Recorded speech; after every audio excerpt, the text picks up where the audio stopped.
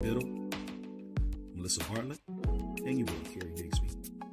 It's your show. So tell us what you want to talk about. It's that The Round Table Podcast Show.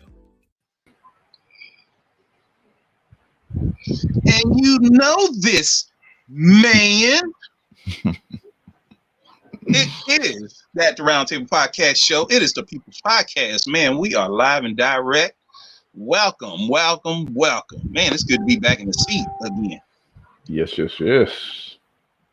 Man, shouts out to Adrian Biddle. Rocking that Obama shirt. I'm feeling it. That's right. On 100. Right. You better know. Yes, sir. Shouts out to Melissa, a.k.a. Pitbull Bartlett. She got the what? Pennsylvania. Penn State. Feeling like home right now. All right. Okay. And congratulations to your squad on that first game out. Preseason. Right. I went against my gut, man. I was going to buy tickets and go. I was like, I need to be there. Troy gets inducted into Hall of Fame, one of my favorite players. Like, that would have been a fantabulous time to be there. But I watched what I could, and I love the speeches. The speeches were great. Yes. This Troy was a great vibe. Yeah, Troy was a bad boy in his day. Sir. Mm-hmm. Well, family, it is good to be back here again. Thank y'all for joining us last week. Even though we weren't in the mix live, you definitely got a chance to check out one of our shows. You know, and it was funny too, because when you look back at the shows that we did back then, wow. Exactly. I was saying the same thing. We have grown up. Boy, Yeah. Man. He was chilling back then, boy. Children. Yeah, that was a good topic, though. Yes, it was. Love that one. Mm-hmm. That was the show we talked about the money, right? If your spouse, and we'll just leave it at that, man or woman spouse, you going to work and they just was at home. Is that the one that we're talking about? Or is that the one we're talking about? Do you have more money dating versus being in a relationship? I can't remember exactly which one it was. I think it was. If I can, my phone to hurry up and work for it. I think it's the one where, do you feel that you have more money dating, or do you feel that you have more money that you're in a relationship? I think that's really what it was. And then we kept drilling down into different scenarios. Yeah, like when you settle, like settling and how it affects the money. And right. Yeah. It was I'm gonna tell you, it was like a lot of stuff that came up on that one right there. Yeah. So when you settle in a relationship, does it affect your money? What's the title of the show? Yeah, that was it. Mm-hmm. That was a good one. We might have to do that one again, considering. I think so. Mm-hmm. Especially now, because a lot of people's money dynamics have changed. Heck yeah, man! That stimulus, got about two. Whether they live together or not, those couples, their money situation have changed. So that might be a good topic to resurface. Totally agree. Man. Yeah. Shouts out to a couple of people. Shouts out to Charlie Tude. Hopefully she'll be joining us this evening. As she always do, she usually chimes in, and we get a lot of wisdom and knowledge and input from her. It's her birthday week, so shout out to her. She's celebrating her whole week. Recognize. Yeah, happy birthday, sis. Yeah, much love to her. And then shout out to Jermaine Holt. Today is his birthday. Fellow Gamma man, he is a little bit older, a little bit wiser. So shout out to him on his birthday. Happy birthday, sir. Yeah, and yo, fam. Oh yeah. Oh my goodness, Chris Thompson. Bet y'all don't know who he is. Chris Thompson. Actually, it's Chucky Thompson, but I call him Chris. Oh, you. Okay, he's a very known hit maker. Was a very known hit maker for the 90s. Yep. Did a lot of work with Puff Daddy. Did a lot of work with Mary J. Blige. He passed away. Yep. Age 53. So our condolences go out to him and his family, to his family rather, because that man brought in a sound. I mean, it was crazy during the time in which, you know, a lot of people talk about sampling, but he brought in a lot of those old hits. If you listen to Biggie's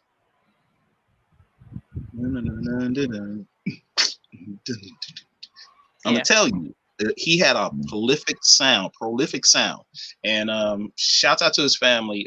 We send our love. He's gone before his time. Trust and believe. Yes, hits for DMX, hits for Mary J, hits for Faith, hits for Yeah. Biggie. I mean, the list it goes on, and you know, as soon as you put it on, you're like, yep. Yeah. So yeah, I was kind of like, and my mouth was open on that. Because of couldn't believe it, and shouts out to the Haas family. It's a family near and dear to my heart from Pittsburgh. They lost a son and a brother in an accident in Maryland. So you know, keep them in prayer as well, and uplifted, because nothing like death, but death is never really welcome, but he always comes. So keep them in prayer as well. And I'm not gonna get too mad, because you all over birthdays this week. Mine's is Friday. How you not gonna shout me out? I was waiting to get to that one. That was going to be the thing that we were going to do at the end, but you kind of spoiled it. So now we're gonna have to go ahead and do it now. Yes, sir. Yes, ma'am. You look. Do you see this? What are you doing? He's stirring. It's stirring it right. He got a big ice cube just making it go around, make all that noise. I was wanting to do something very huge and like kind of like go overboard and stuff, but she was like, "Yeah, you gonna forget about me? You just gonna forget." Shout out all these other Leos. You know, shout out all these other Leos. They gonna say nothing about me. What's going on? And I was waiting for Charlie to come on because I know she was gonna help me with it and stuff, but that's okay. Hey, so y'all, Pitbull, Miss Pitbull. Big ups to her because it's her birthday.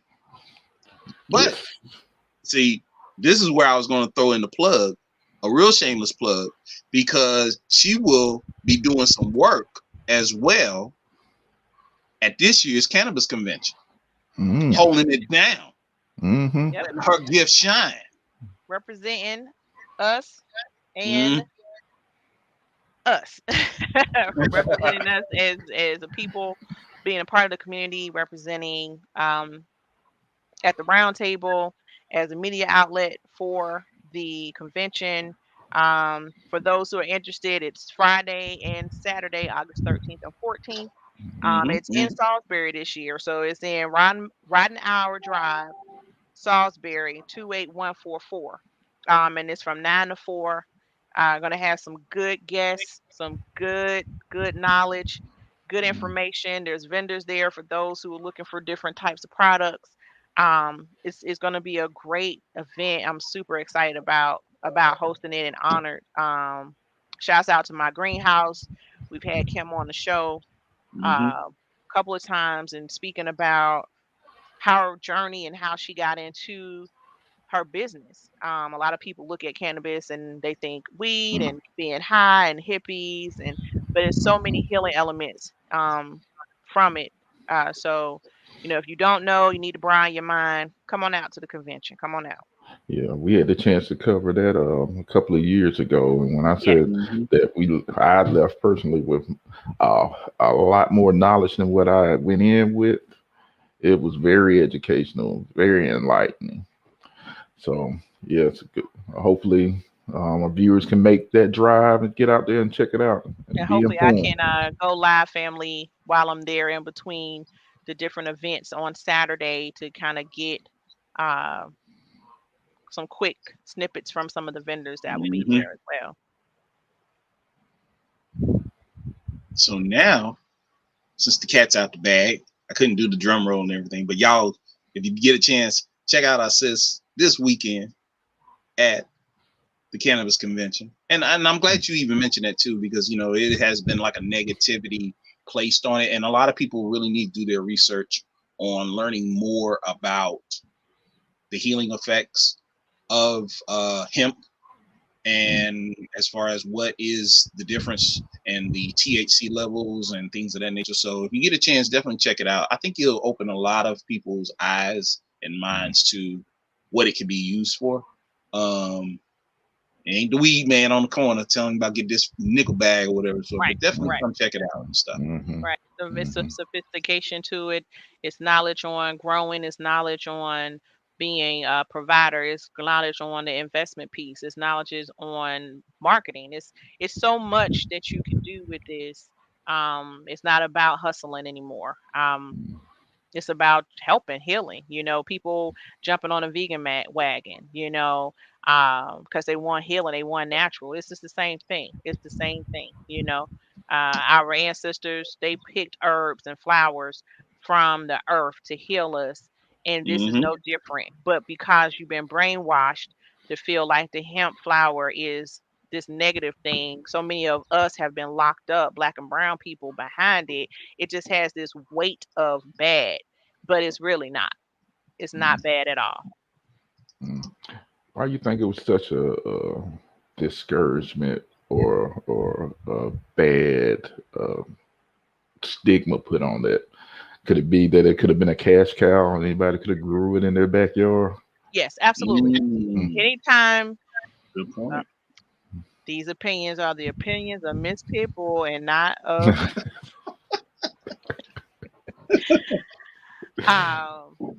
anytime Big Brother, government, I'ma just say it, can't monetize something, they either don't pay attention to it or they don't let you have it until they can.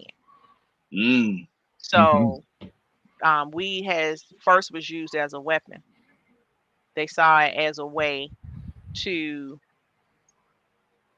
segregate and to depopulize our communities by locking our brown and Black men up, for dime bags and apes for 30 years. Now that it's now more profitable and they found a way where they can make money off of it, all of a sudden the machines behind pushing it, opening up dispensaries. There's laws literally on the floor in different states to have it legal with a certain amount that you'll be allowed to carry in a certain area that you'll be allowed to smoke. That's exactly why. No, it ain't nothing to it, because whatever research, whatever smart people, whatever money that's being put into it now, it was available back then. But you'd rather weaponize it than to help people. Well said. As always, that's what she do, y'all. Gotcha. She they ain't ready. They ain't ready. Dropping it on. Just dropping. Gotcha. Shouts out to the Happy Shack. I want to plug them. They hey, my son, marketing director there and stuff, got this nice little shirt on because of him, but also, his company deals with CBD as well. And I think a lot of people, here's the thing. Just think about it. When they legalize it, because it's going around right now and they're saying, man, they're going to legalize marijuana, da da da da da da da. Oh, the floodgates that are going to open. Yep. They have to let a lot of people out. Yep. And and then what's going to end up happening? And somebody was mentioning this to me as well this weekend, that when that happens, and I guess when the government gets the opportunity to, of course, if they legalize it, when they legalize it, and then they, of course, are going to look at it as a cash cow, people on, how they grow it and, meet certain requirements and stuff. And then, it makes you question as far as the type of product that will be released, because anytime that happens, people gonna cut it, they're gonna, which is already happening. Already happening. Yeah. I would never smoke from these young kids. Like, I don't know what they had, what it is. No. Absolutely not. Not. I don't know what they got. I feel like what's my man? Killer Thriller. He said he want regular weed. I don't need no loud, no bow, no doubt. I don't need none of that. Just regular weed. Like there isn't any, and that's why these type of conventions are so important, because you have people who you see the face that are actually growing the flower, that's actually growing the plant, that's doing it and keeping it pure as possible, versus it coming from wherever being literally 80% plus synthetic. Like that's scary because you don't know what you're putting in your body. Good point. Yeah. Very good point. But you notice, bro, the states, and somebody look me up a fact check. The states that have legalized weed, like the earlier ones, had the least convictions for weed.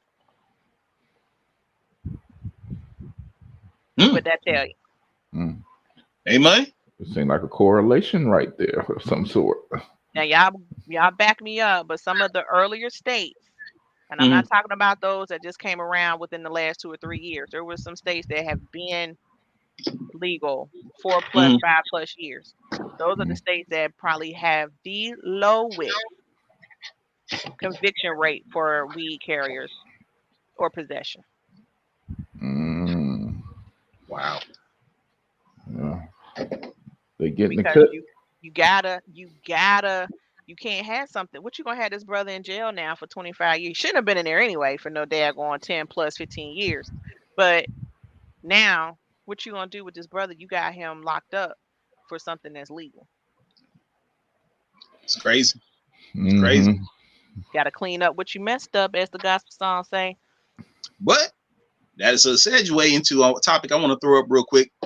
Family, if you join us on tonight on that Roundtable Podcast Show, it is a What You Talking About Wednesday, and it is no holds barred. We, any and all topics that pop up, we're going to talk about it, and we want your input on it as well. So if you're on here right now, don't be ashamed. If you want us to, don't be ashamed. Don't be ashamed. Just say what's on your heart and your mind, and we're gonna go ahead and talk about it or whatever. But interesting that you said that, because we talk about clean up what you messed up. We talked about, briefly just mentioning as far as how individuals of a certain persuasion being locked up because of possession and the years that they're getting. And, we can even go back and we could talk about Say No to Drugs during the Reagan era and, the high incarceration rate that occurred during that time, as well as, a lot of people talked about, in California and how a certain vice president was very powerful when it came to, but I digress. Let's talk about January 6th. Let's talk about, and I just saw this posted not too long ago from a news outlet, a Bible news outlet, regarding how they're charging those that were a part of that a little over $1 million they're responsible for. But there was over $500 million in damages that occurred. And the type of, slaps on the wrist that are occurring right now. Okay.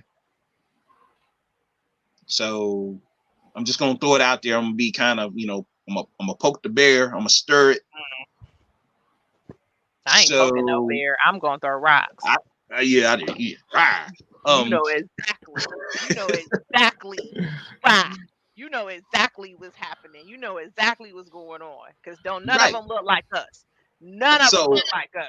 So here's the question then. And I'm just going to throw it out here, and anybody can chime in. If you want to disagree, that's fine, because it's at the round table. We come to the table in order to hear each other's thoughts, and we want to share. And, so if my name is Quadell, and I got arrested. Quadell. You heard me. Q. They called me Q. I get arrested for having marijuana on, and I get some years. Yep. But if I'm carrying a flag, wearing a Magda hat, and I go to Washington, D.C., and I storm the Capitol, and I grab a souvenir out of one of the statesman's office and take it home. That is robbery. That is not a souvenir. I get a slap on the wrist. Yep. And now, granted, I'm being very facetious right now. Okay, look that word up, because I kind of want to see what is the mentality behind this. $10 bag of weed, you get some time and such, and over here, you get a slap on the wrist, and you get a I'm sorry, and you help with finding other people. So they too, you help the FBI, the Federal Bureau of Investigation. I ain't gonna say the A part, but you help them find other people to possibly prosecute, and they get slaps on the wrist as well. I'll let y'all think on it. Y'all can chime in, whatever. I just ain't gonna talk. I'm gonna get A Money at and say something. Well, I hope that it's a bigger picture, but looking from it from, I guess, everything that we done dealt with as a group, we done seen atrocities put upon us that for doing less we would get charged for more. So when we look for that same justice to be delivered to those who were a part of an insurrection, and that's no small deal. We're talking about an insurrection trying to overturn election.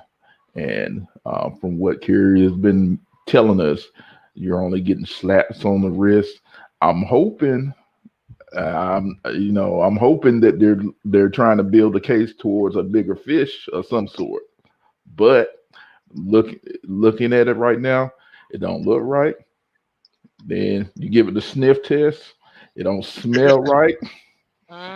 So I done learned being on this earth, you just sit and watch a little bit, sit and let everything play out, and then you make your conclusions then. But the way it's starting off right now, it don't look like, how that lady is with the blindfold, the statue, the one with the justice with the scale, showing that there's no prejudice here and everything is equal. It don't look like it right now.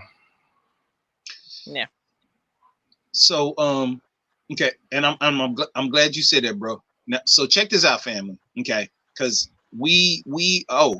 Mr. Barnwell, what's going on? Thank you for joining us on that round table. Hey, Keith, long time no see. Yeah, thank you for joining us, bro. I want you to chime in on this, because here's the thing, and I know there's going to be some people that are watching this and they may say, well, y'all are over exaggerating. That can't be right, blah, blah, blah. Okay, so check this out. So per the US Today,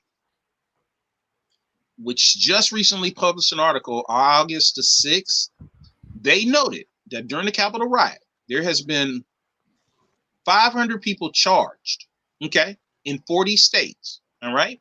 Now, with those 500 people that have been charged in 40 states, they gave example on certain people as far as what they're being charged for and such. Give you an example. Devlin Thompson, age 28, charged on July the 13th. January 6th, July 13th. Use of a deadly and dangerous weapon to assault, resist, oppose, impede, intimidate, and interfere with an officer or an employee of the U.S. and any person. What happened? Thompson has a plea hearing set for August the 6th. Full details on the case aren't available, other than he was charged with a felony using a baton against a member of the Metropolitan Police Department. He used a baton. That means he took it. He took it, and he used it on a police officer. Yep. It took from then until now, because of course they're looking for these people, and he has a plea here. His home state was Washington. Okay. You've got people that were on those grounds and doing things, and their relatives were turning them in. Yep. They weren't getting charged until August the 4th, August the 6th, July the 28th. Okay. All these dates, over 500 people. And some of them are helping.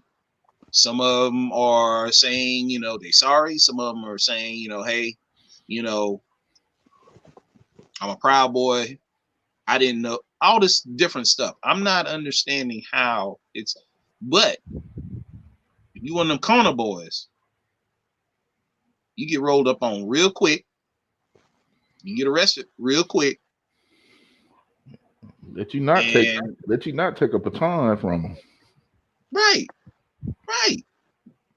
What I don't understand is how FBI, CIA, special government forces don't hold a briefing with at least the immediate surrounding states once they started realizing where these people were. I didn't see them going into their neighborhoods 5, 6, 7, 8 police cars deep, dragging people off the street because they fit the description. I didn't see them running down different people that had white hair, blonde hair, blue eyes, and white.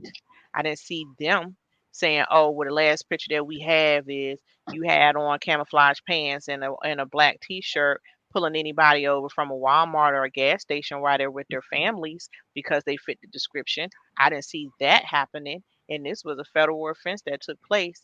But let one of your sons, your daughters, cousins, whoever the case, get a call saying this person's walking down the street and I saw them carrying what I think is a gun. By the time they get to the next block, there's 6 cars, guns pulled out, and they're surrounded. Meanwhile, this person has a phone in their hand. Yeah, it is exactly what it is. It's exactly how it looks. They're doing exactly what they want to do because this is the America for them. This is the country for them. This is the judicial system for them, not us. And I want to emphasize the case again. We're talking about an insurrection. Yes. That's a terrorist act. This is an act of terrorism. Yes. Dude, when you see people that left when Trump gave his speech, and they left in droves. Here's the thing. They left in droves to the Capitol. Okay?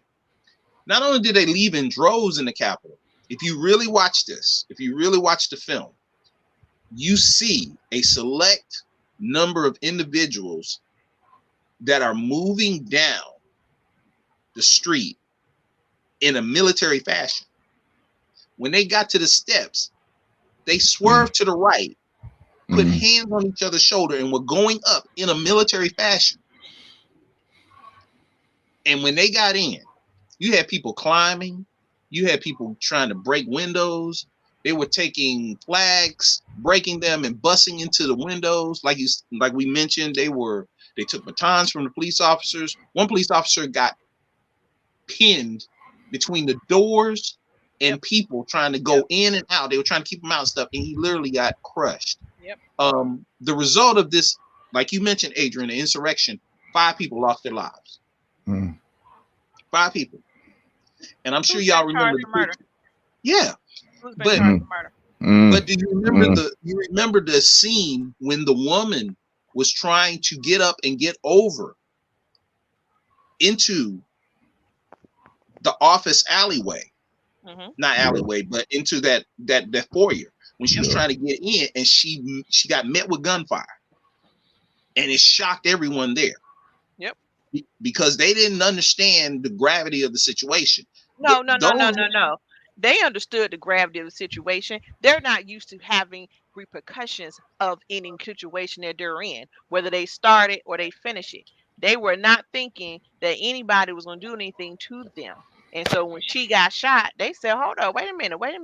They're acting like we the regular people. Hold up, wait." See, they were surprised. They thought it was going to just bum rush the show. Yes. But when one of them caught a bullet, it was an eye-opening experience, because again, on the other side, their job was, we have to protect those that have been elected into office. And it is unbelievable. Our country is a joke to any other country. Our country is a joke. They look at us and they don't even want to come over here anymore. They don't like it. They haven't liked it for the past 4 years, and they don't want to do it now because it's still not being handled. Still not being handled. Yeah, because if this was anywhere else, trust and believe, they would have rounded up quite a number of them. And it's fortunate that it is the United States, if you really think about it. Yep. Because of the way many other countries handle individuals that dare to go against the status quo and go against the government. Mm-hmm. Some of them don't get up the next morning. Literally. Yep. Keith said the attack on the Capitol was premeditated. Believe me when I say Trump knew what was about to happen as soon as he said, let's walk down together. But he got in his car and went back to the White House. Sure did. Yeah. And the fact that he did not get brought up on charges really for this, I think it's interesting to me because here's the thing. It's just like if I was to run into a Walmart. If I run into a Walmart and I start screaming at the top of my lungs, something crazy. Matter of fact, I digress. Hey, run in. No. Do what you're gonna do. You run into a Walmart. You say, "Fire! Everybody get out!" You are inciting a riot. You are disturbing the peace. You're calling the disruption and endangerment of others. You're gonna have a list of all of these type of charges against you. And nobody is going to say anything different because you could say, well, I didn't have a weapon. All I did was use my mouth. But you're going to get all of those. You're going to catch every charge they can. So, you was right. You was right. Where's his charges? Keith said the slow prosecution is because each person of interest is associated with someone of a higher power, and they are being cautious to avoid those individuals being called out and exposed for systemic racism and money. There you go. Keith, dropping it. Yep. Because Keith, who do you think the woman knew who told the judge, well, I can't come back to court during this time because I have a trip planned from Mexico with my family? Who does that? And the judge then says, well, we'll go ahead and we'll postpone it to this time so she can go on her trip and come back. You just created first of all, you are being charged for a federal offense. You get to go out the country, and I get to then give you the privilege of making sure that your hearing falls after you come back after vacation. Who do you think she knows? Who do you think she knows? That's the first time I heard of that one. That's crazy. Yeah, that was one of the earlier cases. One of the stories ran right with Buffalo Bill, where they were calling the dude that had the horn, the buffalo hat. Because he literally got his wish as far as his diet. He said he's on a special diet. The only way he's gonna go to jail is if they can make sure that he got his special diet, and they gave it to him. This is not gossip. This is in writing. You can pull it up. It's right there. Yeah, who knows who? Because this extends their skin. It's crazy to me. It is crazy. And then what makes it so bad, man, and it's amazing to me of how, the stories that are behind each of these individuals. And if you look at them and you read the stories behind them and stuff, some of them are suspect. It was like, how in the world are you even out and about doing this, let alone storming the Capitol? And then this is the levity that occurs. Yeah. It's crazy. Keith just said, you just mentioned that, but shouts out to Keith. Shouts out to Amber, who just joined us. Amber Starr Robertson. Thank you for joining us. She said privilege being the key word. Yep. They have privilege, but we have power, but we just don't recognize it. We just don't recognize the power that we have. If we would ever wake up and we would ever say, you know what, I'm going to use my power today. I promise you, we see a shift. May not see a total change, but we'll definitely see a shift. But we have to use our power. So that brings up another question and kind of like a topic, because y'all gonna see with the roundtable, everything kind of leads into something else, and that's what you're talking about Wednesday is. Why is that? Why is it that we don't recognize the inherent strength that is within each and every one of us? Why? Matter of fact, why do we settle for what we have? I don't think that the fire and the intentional urgency has been promoted. It's starting to get there now again, but it for the longest we were very ignorant and complacent to what we had because we looked at what our parents didn't have. And sometimes, it's kind of where I get kind of teed off about all the money and all the resources. You keep making movies about slavery and, the people who white American history only talk about, no disrespect to Emmett Till and Sojourner Truth and, Harriet Tubman, but we have documents of those. So these are the stories that they allowed us to have. There's so many other things that you can do. There's so many other things you can promote about. So we are always a people who have been raised to survive. So we focus on what we don't have. So when you get something, you feel like you've accomplished something when you've accomplished nothing. We have to focus on what we have, because when you focus on what you have, then you start realizing it's not that much. So that's what makes you want more. But when you focus on what you don't have, 0 and 1 is always winning, but all you got is 1. You can have 1 million. We got to change the way that we think. And to piggyback off of that, it ain't, you said that so elegantly, but to add on to that, when we say we, I hope I'm not overstepping my boundaries by using your statement. That means everyone: white, black, Mexican, Latino, white, Jewish, Japanese, all cultures. If it's wrong, it's wrong. And everybody needs to step up and make sure your elected officials know it. Your district attorneys, all of that. And we have to do better about who we putting into office as well. Yes. We have the power to vote. That's why they try to change the rules. Our power comes from our dollars and our actions in politics. That's our power. And we do not utilize them to the full potential. We spend money on everybody else. We don't recycle our own dollars into our own communities, amongst our own people. We don't go and vote, or we go and just check the big boxes and we just check anything for the little boxes. You don't know and look and see who you putting in office. You don't do any type of research. I'm guilty. I'm gonna tell you right now, if you catch my eye early on in the campaign, I'll keep up with you. But usually like that month after everybody's kind of weeded out who's really going to be on the ballot, that's really when I start like kind of dig in to see who's this person and what they've been about or whatever. I'm not a person that just follow politics all the time.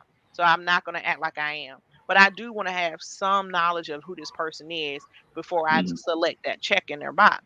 We as Black people, brown people, whoever, we do not use our power. If we did not have power in politics and in voting, why do you think they keep trying to suppress it from us to be able to do?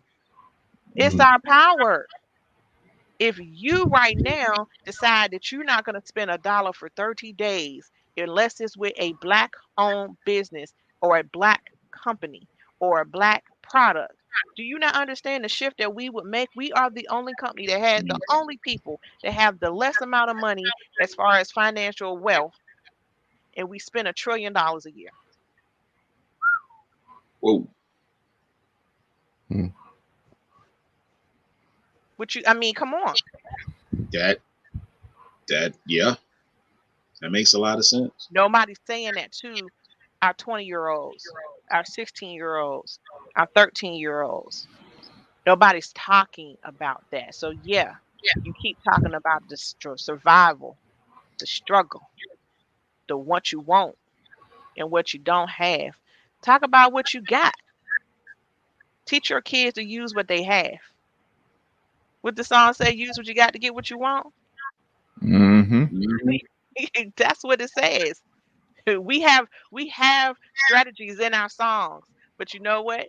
We as the parents of that generation, you're not even sharing the songs with your kids. You too busy trying to bit bop to what they got going on. And yeah, I deal with the youth, so I listen to some of the new cats. But some of that stuff I can't get with. I'm sorry, I can't get with it. It's empty. It is hollow. It is so hollow.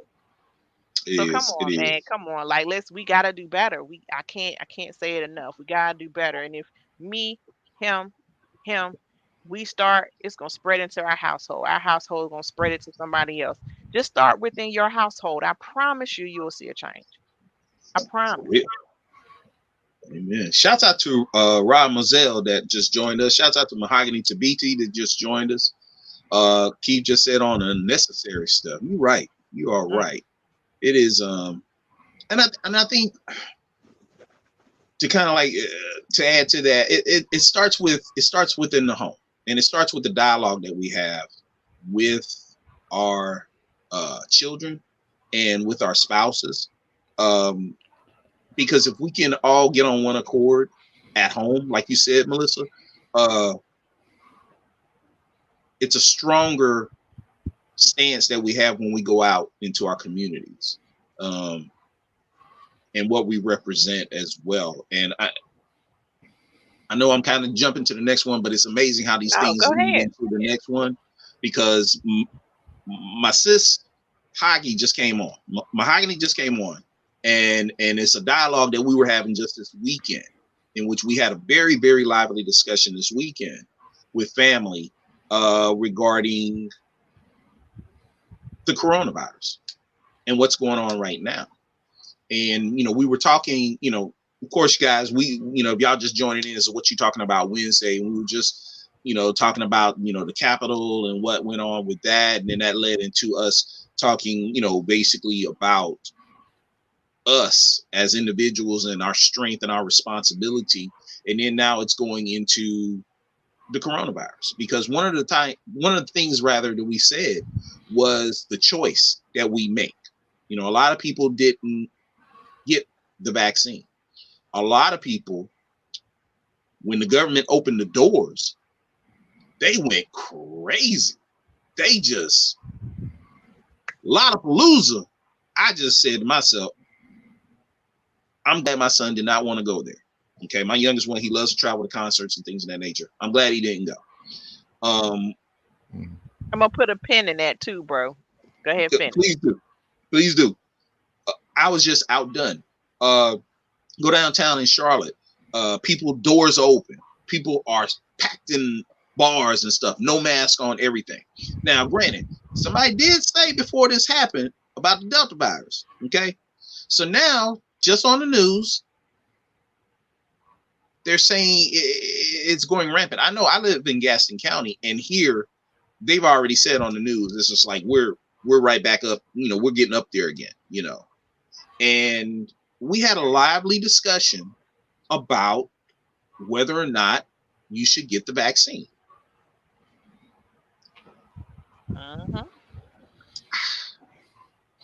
Go ahead, man. Address that elephant in the room like we were discussing. I got to. And call me cynical, call me leaning heavy to it. But I can only go on me. Okay. Yep. I can only tell you about what I went through. I can only tell you what my family went through. Okay. I can only tell you of being on that floor and seeing people get coded. I can only tell you about people that I know. Matter of fact, a sis of mine who is out of town, she works out of town now. She works in the Atlanta area and in another area, and her testimony about her husband. We'll go ahead and say it like that. Her husband, whom almost didn't make it. And when I heard that and I read her story and her testimony, it made me think about my wife and what she went through. So my thing is, and you're right, The spike is those not getting the vaccine. You're right, Keith. I'm glad you said that, man. I'm glad you said that, because people are saying whether you get the vaccine or not, you could get sick or not. You know, and Bob, I'm just saying, if you knew you had the opportunity to save a loved one's life, and I threw this out here to somebody. I said to them, say, for example, somebody in the family died from COVID, and you had the power to go back through time in order to be that individual, to tell them, take the vaccine. Would you tell them that? And they said no, they wouldn't. And I'm like, you know, again, to each their own. You make the decision. You live your life the way you want to. That's a real life situation. There's a father that passed, and his daughter, let's say his kids, his brother, they said, you need to get the vaccine. He said no. He died of COVID 2 weeks ago. Yeah. So they have a hurt and bitter grief going on, because they're like, all you had to do was take the vaccine. You might have still been here. Lollapalooza in Chicago had requirements before you attended the concert. There were some people trying to put that they didn't, or they were trying to compare that to the concert for President Obama's birthday, and how many people were there, and it was a super spreader, and this and the other, or it could have been a super spreader, all that kind of stuff. I am not going to force you to get a vaccination. To each his own. I too am a COVID survivor, and that was the reason why I got it. I do not feel that you're gonna get it, or you shouldn't get it, or you don't get it, that you still get to get out here and be free. That means you take extra precautions. You mask up at all times. You're still washing. Look, you're in March 2020 to me. If you decide not to get the vaccine, you should still be protecting yourself as if this was March 2020. Exactly. And let me go ahead and jump in there real quick, because Heidi just said it herself. She said, I went back and forth. She said, I went back and forth with it for a long time, but ultimately decided to do it. She said, and I'm still nervous about getting the second shot. Here's my thing, and this is what's happening, and Keith alluded to it as well. Because people aren't getting the vaccine, but yet people are living their life like it ain't like it's chill. It's like, I don't need a mask. I don't need to wash my hands anymore, blah, blah, blah. I've even heard like people are visiting other people and stuff, and they know people in that house have serious immune conditions, okay? And yet they still going in there with no mask on and everything, and want to be up under each other and kiss and hug and stuff like that. And to me, it's like this. If you don't want to get the vaccine, that's fine, but at least live your life. So therefore, I don't get sick or somebody else don't get sick, because to me, that's being irresponsible. Right. If you're not going to get the vaccine, cool, but at least put your mask on. Don't be one of these individuals that are running through the malls and stuff saying, hey, the mask, they're garbage and stuff. It's against my rights and stuff like that. I have pre-existing conditions and stuff. I get hyperventilated when I wear a mask all the time and stuff. And I'm just going to be against it. And I'm going to cause a scene in the Victoria's Secret or a scene over here in a restaurant because I'm not going to wear the mask and da-da-da-da-da. But you don't want to get the vaccine. And granted, I tell people this, the vaccine is no different than if you was getting a chicken pox, measles, mumps, whooping cough, diphtheria. All these vaccines had to start the same way. Yep. Okay. So because of such, it takes time over years until, quote unquote, they get it right. But it's no different. And this is just me talking. I could be wrong. Tell me if I'm wrong. But if you go to the doctor and the doctor tell you have a condition, and they tell you, but I have a medication here that I think you need to start taking, this will help you out, you will take that medication. Yep. Some people are arguing against the vaccine because they're saying it came out too soon. You don't know what they put in it, da-da-da-da-da. But I'm like this, guess what? When you went to the doctor, there was a drug rep that was just in there literally 20 minutes, maybe 30 minutes or an hour before you got there, bought everybody in their lunch and dropped off some drugs saying, hey, I need y'all to try this right here. Pass these out to your patients. Yep. And, you know, of course, I'm going to come back and I'm going to get some information from you, some numbers from you, yep. See, you know, how things went, da-da-da-da. It's the same scenario, but you'll go and do that, but you won't do something that is causing people to pass away, code, stack their bodies in coolers and trailers outside of the hospitals and stuff, and has totally disrupted our way of life. People get diagnosed with cancer. They take chemotherapy. Their hair fall out. They lose weight. They're violently ill and they're sick. How many people that get diagnosed after this, knowing somebody that has had to take chemo and was like, I don't know what that is. I'm not taking that. Well, playing devil's advocate. Go ahead, man. Because I know I was on the fence for a while. So, yeah, I was one of the people that was looking at how quickly it came out. I was one of the people, why haven't the FDA already done approved this vaccine? To date, they still haven't approved it. No. So I can certainly understand some people's hesitation on wanting to take a vaccine of that sort. Mm-hmm. But as you and Melissa has alluded to, don't be going out here living your best life like it's 1999 and it isn't a pandemic going on. Take the necessary precautions. I heard a gentleman when I was at my local CVS just the other day saying that I done took the vaccine. I ain't wearing no, excuse my French, no damn mask. But those are the type of people that I want to sit down and talk to. Do you know you can still catch it and still spread it though?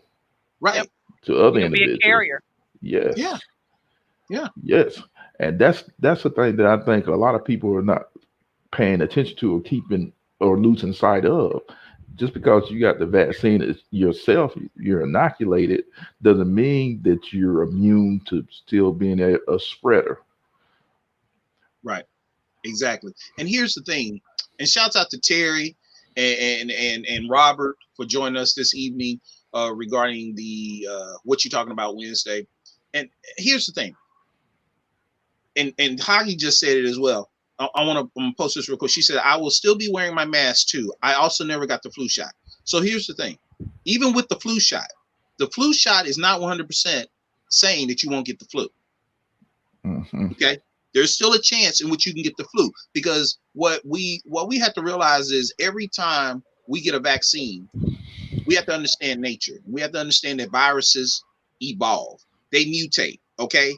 So therefore it is up to, quote unquote, the medical industry, and I said it right, the medical industry, to go and create a vaccine or an inoculation for us that will weather against that. So in other words, it builds our immunity up to be able to fight that.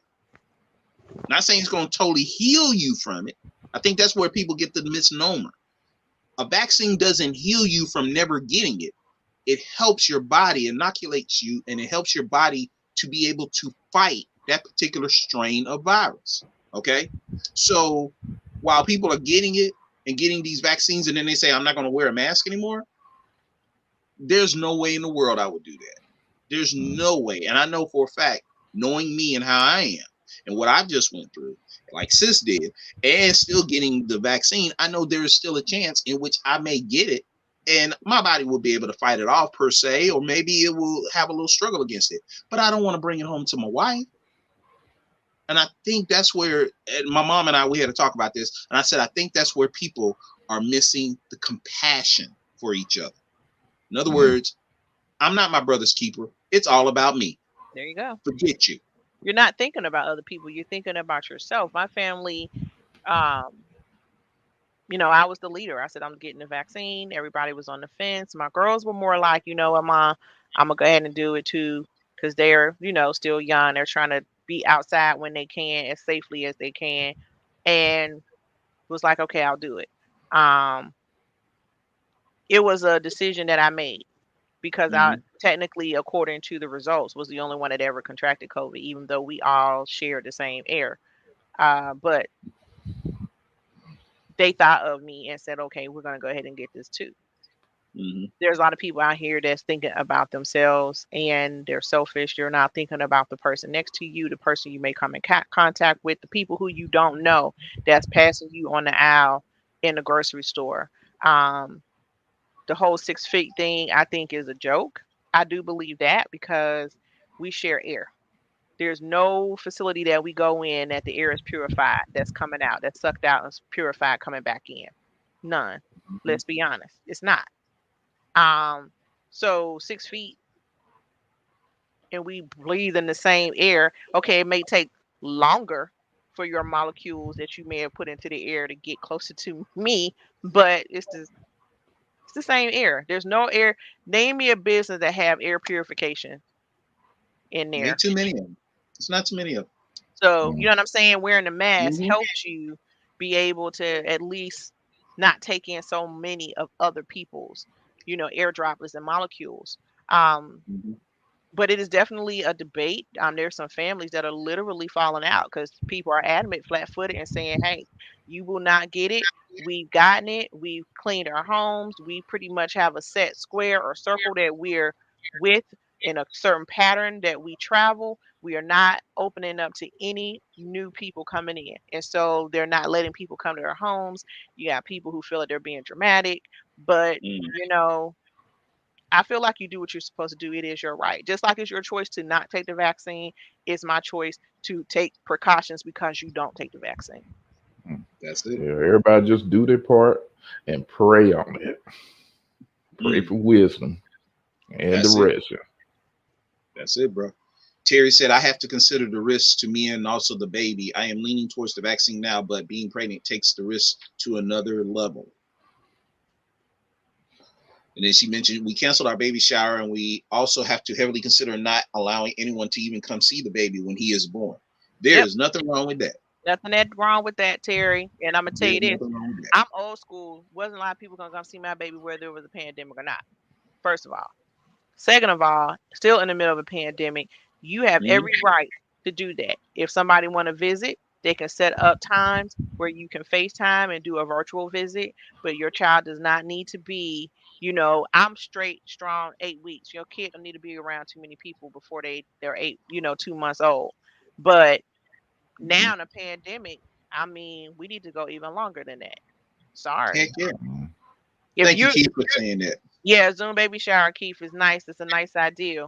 I feel like this. Your baby has already taken in the circle that you're around inside. So the circle that you're around and the baby's in the inside is the only circle that probably need to come around the baby when he or she is on the outside. Other than that, everybody else, I see y'all when this is over. I know that's right. And coming from being the granddaddy, I don't have a problem at all, baby. If you and your family, being, CJ and the other kids, just want to be y'all, we fine with it. Because again, we have to start thinking more along the line of not just about me, but about the we. Because again, that's how we are going to be stronger in order to face these adversities, is when we band together and we work with each other. And I don't have a problem. Even when the baby is born, if I can't be there, if Renee can't be there or anybody, that's okay. Because we want a very strong and healthy child to come into this world. Because it's already bad enough that it's going to be facing adversity as it is. Yep. With several strikes. But we ain't even going to get into that. So that's fine. And I think, even with this whole COVID thing, and again, people, if y'all are watching at the round table, we're not telling you what you need to do, what you should do. We're just throwing it out there. You've heard from 3 different individuals and 3 different concepts regarding the COVID. I love it what A Money said. Pray on it. That's first and foremost. That's first and foremost. And hey, what about the elephant tail? You have corporations and schools ushering in the normal way again. No one speaking of the amount of children that have been admitted to hospitals. Yeah. Oh yeah. You're right. This Delta variant attacks your babies. It's the do not let this media sit here and make it seem and gloss over. And again, this whole debate is the distraction of what really is going on. They want you to debate about getting it or not, live your life or not, mask up or not. They are targeting your babies with this new variant, sweet people. Family, make sure that you are taking care of your kids. Make sure you're boosting their immune systems, because the funny thing is, while the distraction and all the clicking and the clacking is going about you getting a vaccine shot and you're a grown person, you need to be putting the pressure on having something that your kids can take, because they don't have anything that the kids can take. And this is the very strain that is attacking them. Yeah. Wake up and quit getting caught up in the noise. Did y'all get a chance to see the yesterday evening CMS, the board? Of course, the community came in and was voicing their concerns as far as what's going on right now with the kids coming back into school, what the plans are by means of CMS. There were a lot of vocal people. There's been a lot of parents that have been very vocal regarding their children wearing a mask. And there's some parents that have even been very argumentative about children going back to school. They're ready to get them out of the house and go back to school. There's some. I mean, they've been very vocal about that. And I'm like, well, why? I mean, Timmy was good when he was learning from home. It created a stronger bond between the two of you.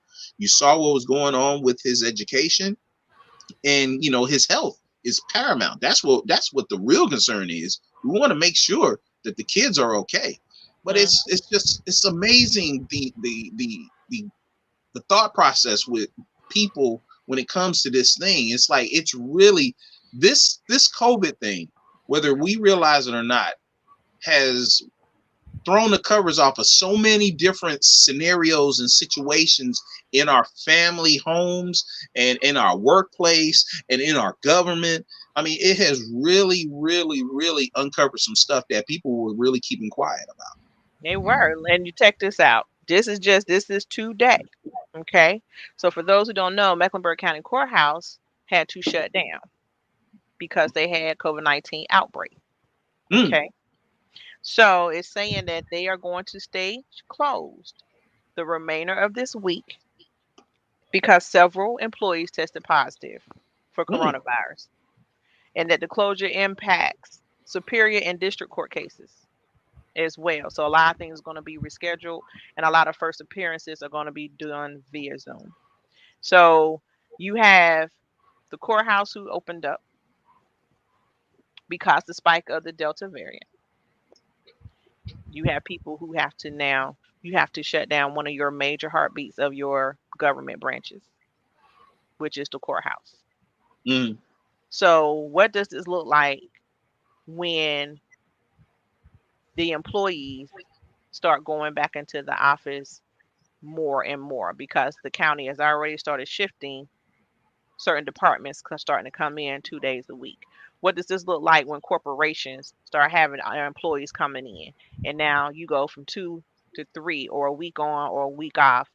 It's already showing you that the cases are elevating as soon as you start having more communal contact and surfaces and places. So you can try to usher in things being the way they used to be, however that looks, but I think it's going to do more harm than good. And we're just talking about the Delta version of the COVID. Correct.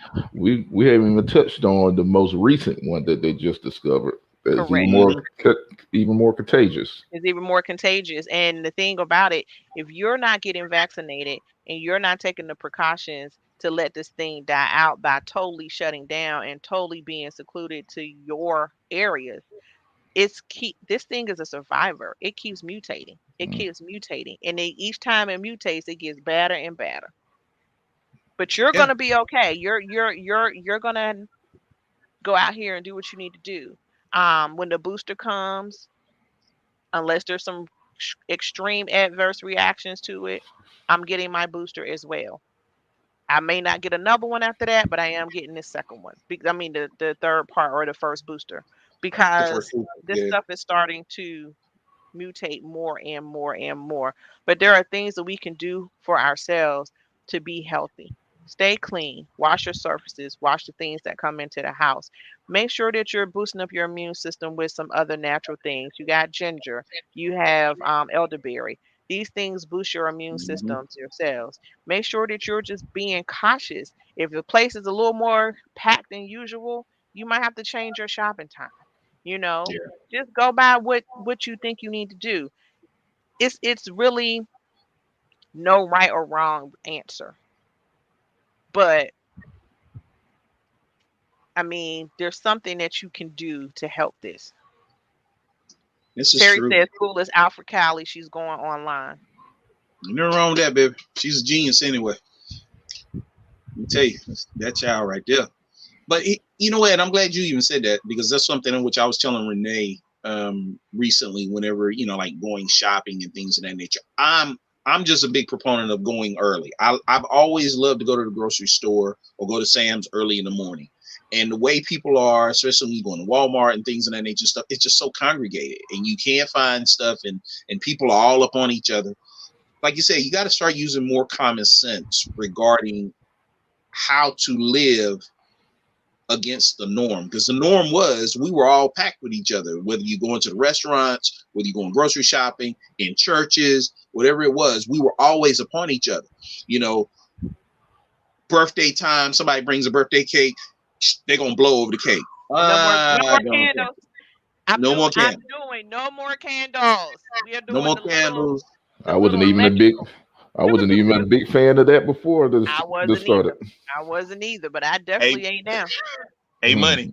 Yes, the sir. icing bandit. Remember? Yeah. Yeah. I remember that one. God, people in potlucks. Man, I'm telling you. Hey, let me throw this out there to you. Check this out. So we talked about, you know, as far as people, you know, and how they need to carry themselves because of COVID. And we talked about like in schools. And I want to throw this real quick out there and get y'all opinion on this. When the South Carolina governor, okay, at his press conference, and he made a statement regarding this. And this is kind of an oxymoron to me. Again, I think differently than other people. So he was saying that it's really illegal for companies to kind of like force people. Well, I take that back.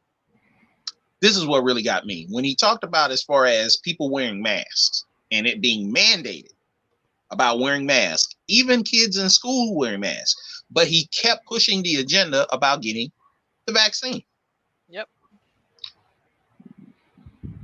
He didn't like the fact of possibly shutting down the state per se, or everybody's got to wear a mask. But he really wants you to go get the vaccine. Because there's federal money tied to the vaccinations. There's always money involved when there's anything that the government tries to do on a grand or local level to help people. There's always money motivated. And here's the thing. You didn't want them to wear masks, but you pushed the vaccine. That's cool. Fine. But you also open up your state without either or. Cool. Quick. Very cool. One of the first was, what was it? South Carolina, Florida, and Texas. Texas. Yep. Just quick, fast, in a hurry, ready to open up. Myrtle Beach, packed to the gills, crazy. And then they wonder why they get this sudden surge. Because the people do not have the common sense. It has been proven. So that's why we have laws. That's why we have things in place, because people do not know how to govern themselves. That's why we had government. But you're going to sit here and say, oh, well, it's up to the people. If the people want to go, whatever. Like it's so politics. I mean, you know, and that's where the twist gets. And sometimes I get into debates because the whole Philly part, it only lasts a little bit, because you got to look at the bigger picture. You got to look at what and why and how this is going down and where it's going down. You know what I mean? Like, you got to make sure that you're doing what you need to do.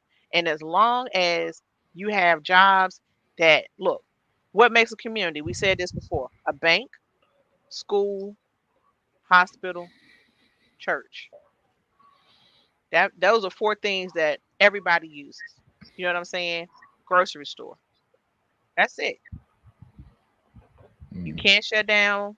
You shut down banks as far as the inside, but you left the outside open in ATMs. Your schools, you shut them down. You didn't have a choice. Churches, you shut those down. You ain't had a choice. Left grocery stores open. So they were functioning, but they weren't functioning how the neighborhood needed to. You know what I mean? Now they're ready to get everything popping again. So everything's opening back up. Schools, churches, banks, groceries, like everything's working together. Big Brother, the 1% said, we don't care about the new way. We don't care that people are still productive. We don't care about them being safe. We want things the way that we did it. We want things the way, because they don't like change. It's been working for them for how many years? The reason why they can keep that 1% in a tunnel, they do not want any types of changes. So they're forcing us to go back to school. They're forcing us to go into the office. Meanwhile, nothing has really changed. Your business is still growing. You probably got more productivity than you ever seen in 5 years. But again, that goes to show you these are the people in charge. These are the people who are making the decisions. So you have to learn how to play the game. Keith said the entire country needs to be shut down for 2 weeks. Yep. Yeah. Hey, Keith, people go crazy, boy. They would go crazy. Just, let's paint that picture real quick. What if for 2 weeks there is no travel outside of your state, or even outside of your, let's say, your county? No travel whatsoever. Let's say that we had to be forced to wear masks. Everyone wears a mask for 2 weeks, or you fine.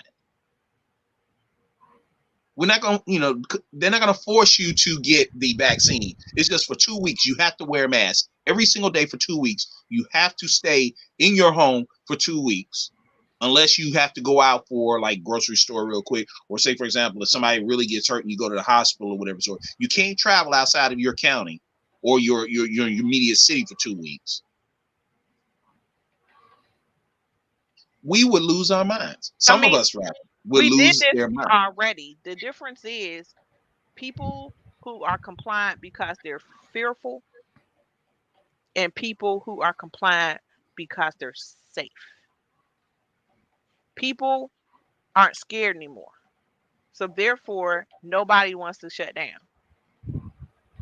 When people were scared, they didn't know what was going on.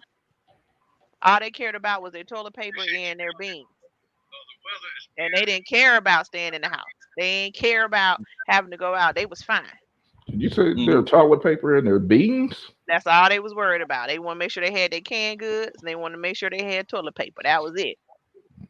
Now, you going to tell me you can't put the genie back? I can't put the genie back in the bottle. Okay. Let them babies start dying. Like the old people and the middle-aged people and the young people was dying. Let them babies start dying. Let 8 and 5, 500, 800, 900, 1,000, 1,500 kids all under the age of 9 start dying. I promise you will not worry about going anywhere. Yeah, that's scary. But this is what they don't want to say. This is what I'm telling our viewers. This is what this is. This is not to provoke fear. This is to provoke thoughts. This is to provoke the seriousness and the urgency of what we're doing. Like, this is what needs to happen, because this virus is attacking the babies now. This strain is attacking the babies. We need more than 2 weeks. If I want to be honest, we need more than 2 weeks. We need more than 2 weeks. Craziness. I tell you what, like I said, she wouldn't be mad for 2 weeks. I wouldn't be either, sis. I wouldn't. And I keep thinking back, and I know it's getting close to that time, but I keep thinking back of when this whole thing started, okay? This whole thing started, people were getting sick December of 2019, okay? Yep. And a lot of people were thinking that it was basically, it's a very, very, very bad sinus infection or bronchial infection. They went to the doctor, had to go back again, things of that nature. Then all of a sudden, in January of 2020, it was minimized. The virus was minimized by the administration at the time, they downplayed it. They said basically we'll be able to handle this, and by March everything should be back to normal. They had the numbers already, but they minimized it. Okay, then all of a sudden things start ramping up. Things got crazy. Okay, people were out. They're snatching toilet tissue and towels, and you can't get no alcohol. You can't get any disinfectant. Cupboards were bare at the stores. Then all of a sudden they say, you know what, we're going to have to shut down, or we're going to limit travel. We're going to do this. We're going to do that. I mean, and then now they've opened the doors again, and now things are starting to ramp up again. Yep. And like you said, if things were to change and things were to, because they said it's dangerous. They are saying this predominantly strain has put the focus back on the prevention, it says. And this is coming from Yale Medicine. That's right. They said all viruses evolve over time and undergo changes as they spread and replicate. Yep. It's more contagious. It can lead to hyperlocal outbreaks. They still are trying to study more about it. They said vaccination is the best protection against Delta. And again, people, we're not saying that if you get the vaccination, you'll never get the coronavirus. You will be protected. That's what's going to happen. It's going to protect you, because I'm going to tell you, there are some people that when they got it, I mean, they struggle. There's this one brother, kidneys shut down. He had to be put on a ventilator.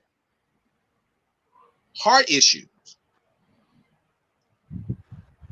And now still is not at 100%. His body is not at 100%. And there's droves of people that have gone through that. I still have post-COVID, and this is 2021. I had it in November of 2020. We're in August, and I still have remnants. I'm definitely better than I was, but it's the same thing. I had somebody tell me I was stupid. You got COVID and you got the vaccine, you stupid. Your body already made antibodies from it. That does not protect you. And let's just go ahead and put it out there, people. Just because you catch something, okay, so that means then if you catch the cold, you'll never get the cold again. If you out there doing dirty and you caught herpes, if you go out there and you catch the clap, if you go out there and you get measles or mumps, that doesn't mean your body says, boom, you're bulletproof, you'll never get it again. Right. Because they just said it. There are viruses evolve over time. Yep. And I'm gonna tell you, I'm with you on that, sis, because even to this day, and I had it back in October. I had it September, October, and it put me in the hospital. And I'm gonna tell you, even now, I deal with sometimes thought patterns aren't as regular and focused like they used to be. Mm-hmm. I can't run anymore like I used to. Muscle weakness. Yeah, like it's crazy, and it's like it's a day-to-day process that you have to try to even get back to. And I know people right now who had it, and sometimes they have bouts in which they can't smell or taste. Yep. And this is months after they've had it, It's a short circuit. It's a short circuit in your brain. Like I have my wear and tear from it was all cognitive, all brain related. Everything that I have is all brain related. And then I have some physical with muscle loss still. Like strength, I should say. Like, it's crazy. And, I don't talk about it. I push through it. I soldier through it. I do what I got to do. I do my little exercises to make sure that I'm regaining my strength and, my mobility. But, like, I'm off balance at times on days. I'm like, what is this? Like, literally, it comes out of nowhere. Yeah. And what people don't understand is that when you catch COVID, see, and that's the thing, because even now, those that are in the medical industry, again, they don't even know the long-term effects. Like long haul is basically what you and I have. And there are a lot of people that have that. They have support groups right now for long haulers that have had COVID. But we don't even know the ramification of this on our body when we hit 60 and 70. Nope. No one knows it. So literally what's going to happen is they're going to be looking at people that are at this age, 30s, 40s and such, 50s. When they get about 70 or 80, and say they do an autopsy on you, they're going to be able to see things that have changed in your body because of this.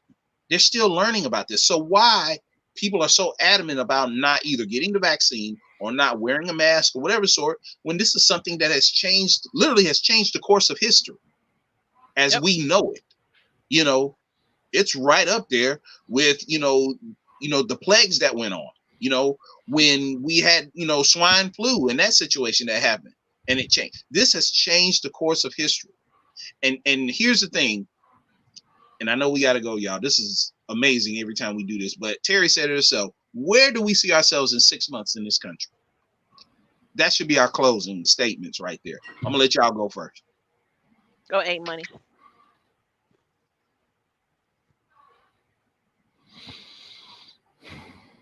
I mean, it's so many variables with that. You will hope that we be open a little more than what we currently are at this particular stage. The rate we're going right now, I think we probably still be in the same predicament until everybody starts to take it seriously and do their part. And that's the unfortunate situation right now that we're dealing with. Yeah, it's true. I see us between now and in 4 months, I see us in another shutdown. And then 6 months will be right back at the very marker of when we first experienced COVID. At that point being, I think, yielding ourselves to the virus, to the seriousness of it, to say, okay, what do I need to do so this can be eradicated? Like, what can I do to get rid of this? Because if you look at this 6 months from now, we are going to be right at the door when Corona said, hello, I'm here. So, you know, I do see us between now and the end of 2021, I see us in another shutdown. And I see a more feasible plan that the nation will accept to be healthy. But it's going to take literally 2 years for people to accept the fact that I got to do my part.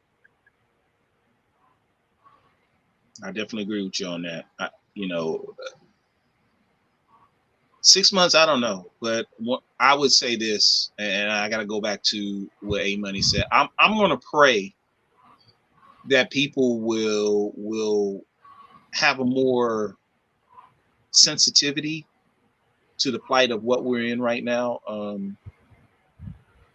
We can't go back to where we were. And I think as individuals, we should never want to go back to where we came from. We should learn from it. And I would hope and pray that people will understand the severity of it. Understand that people have lost loved ones. Okay.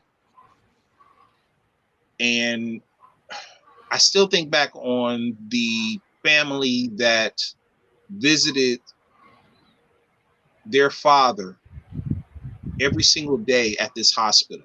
You know, it was in upstate. And they visited him every single day and they couldn't go in. But the people that were there in the hospital, the nurses that were working and watching their father round the clock, would communicate with the family as they were standing outside.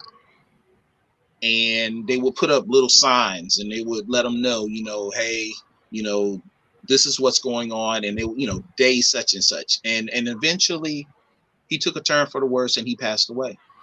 So the hardest message that they had to share with that family that was standing outside in the grassy area of that hospital, waiting to hear what the status of their dad was that message that he put up there and said, he's gone. Yep.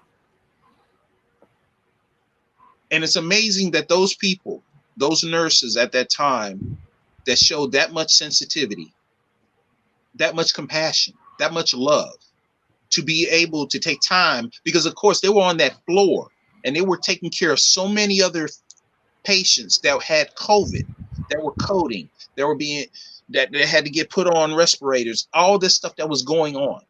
And they took time out in order to make sure every day that they posted something to that family to give them hope, and then had to give that last bit of news. And I think many of us that are out here right now that aren't wearing masks, that are being argumentative about wearing masks, about our children wearing masks, and why should I wear a mask in a restaurant, and not getting the vaccine, whatever. We have lost that sensitivity. We have lost that compassion. We have lost that love for each other. Mm-hmm. And it usually that happens until it happens to your family. Right. And you lose a loved one. Right. Or you have somebody who has gone through the throes of the coronavirus and have lost so much because of it. Right. And Terry, thank you for saying that, baby. She said, I pray that doesn't happen to us. I remember fathers not being allowed in hospitals. They had to drop off their pregnant wives at the door, and they didn't see their babies until discharge. Yep. That says a lot. Yep.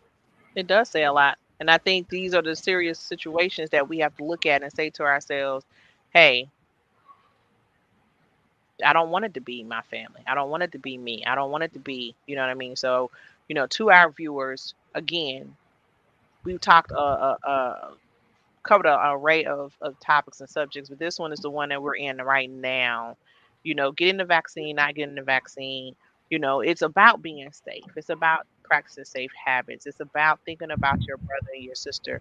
It's about learning how to be the healthy version of yourself, because this is not over. I don't care what social media, mainstream media, even some of your federal and local governments are pushing down your throats. They are trying to give you the Kool-Aid to drink and keep you in a haze. We are not over this. And until you take a hard stand on what you're going to do to make sure that you're healthy, not only for yourself, but those around you, we are not going to get out of this. So we are only promoting that you think and use your head to make sure that you are healthy, your families are healthy, and we try to eradicate this the best way we can, but we can't until we know more. So you do what you can. That's it. Well said. Well, family, it's that time. We've got to go. We've gone over our allotted time, but it's something that we had to definitely share because it is at the round table. We ask that you share this story, share this show with your loved ones, with anyone, and get their opinion on it. Let this be a good catalyst for y'all to talk and have that dialogue. And join us next week. We have our next show. Hopefully, it's going to be a banger, and hopefully you enjoy it. With that being said, I'm CD. Hey, Money. Miss Pitbull. We'll see y'all again. Love y'all, mean it.